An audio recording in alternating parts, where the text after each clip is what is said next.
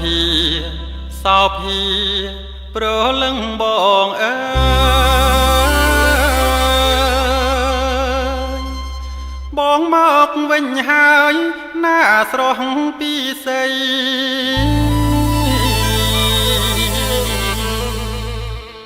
ទុកតូចយើងមួយទុកនៅធ្វើអ្វី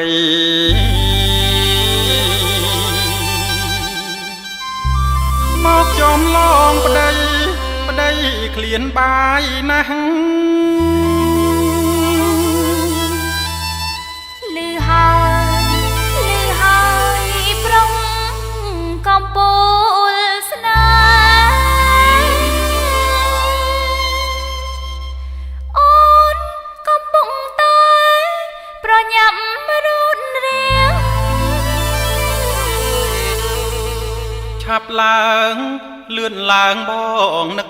អូនណាស់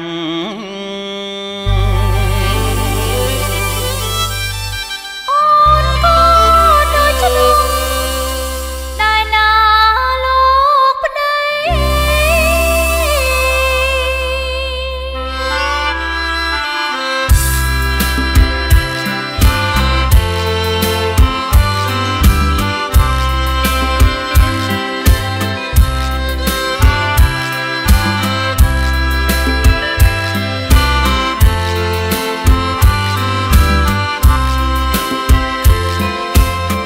ពេលដែលបងបានចេញទៅធ្វើសឹកបានបាយខ្វះទឹកណាត្រង់ពិសី